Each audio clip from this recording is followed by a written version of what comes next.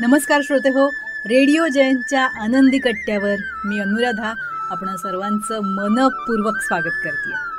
श्रोते हो, mind power trainer doctor Datta Kohinkar यांनी आपल्या चांगल्या सवयींबद्दल फार छान विचार मांडलाय. आजच्या आनंदी कट्ट्यावरून तो तुमच्याशी शेअर करते. आपल्या सवयींमुळे कृतींना स्थैर्य येतं, सुकरता येते, सुलभता, सहजता प्राप्त होत असते. सवयींमुळे गोष्टी आपल्या अंगवळणी पडत असतात. त्या अचूकतेनं आणि तत्परतेनं आपल्याला उरकतासुद्धा येतात. दुसऱ्या कामात मन गुंतवूनही त्या पार पाडता येतात. आणि आपल्या सवयींमुळे आपली बरीचशी शक्ती वाचते आणि अन्य उपक्रमासाठी तिचा वापरसुद्धा करता येतो.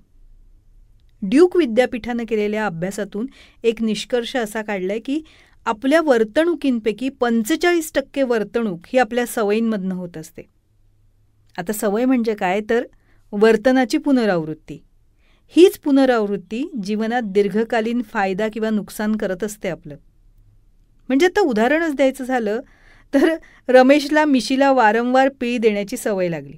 4 चौघात बोलताना अगदी वरिष्ठांसमोर सुद्धा तो सहजपणे मिशीला पिळी देत असे. पण त्याच्या या सवयीमुळे त्याला अनेक वेळा समस्यांना तोंड द्यावं लागलं. म्हणून आपल्या सवयींकडे लक्ष देऊन आपल्या चांगल्या सवयी टिकवून ठेवल्या पाहिजेत आणि वाईट सवयी मोडून काढल्या पाहिजेत.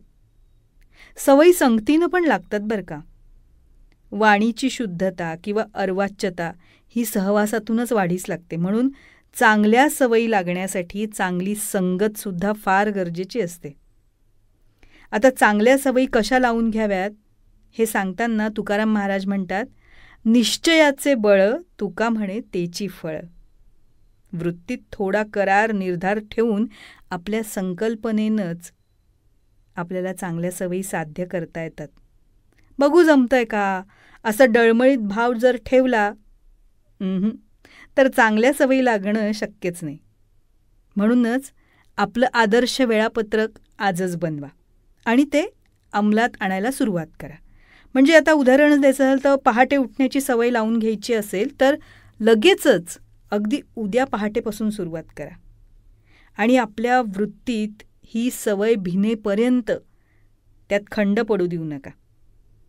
मंडळी, सवयी ह्या आपल्या आयुष्याचा महत्त्वपूर्ण आधार आहे. आपल्याला सुख आणि दुःख या सवयीच देत असतात. म्हणून चांगल्या सवयी आत्मसात करणं फार गरजेचं असतं.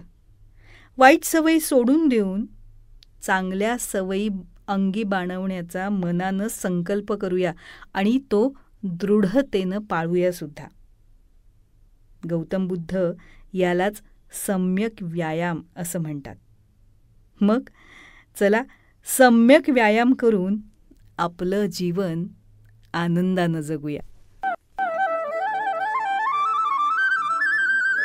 तेव्हा श्रोते हो, हा होता आनंदी कट्ट्यावरचा आजचा सुंदर विचार. तुम्हाला तो कसा वाटला याविषयीची तुमची कमेंट बॉक्समध्ये नक्की लिहा. आणि त्याचबरोबर रेडिओ जयंतचे दर्जेदार कार्यक्रम ऐकण्यासाठी रेडिओ जयंत लाईक करा, शेअर करा आणि सबस्क्राईब करा. रेडिओ जयंतचं सबस्क्रिप्शन फ्री आहे. आणि त्याचबरोबर नोटिफिकेशनसाठी बेल आयकॉनवर क्लिक करायला सुद्धा विसरू नका.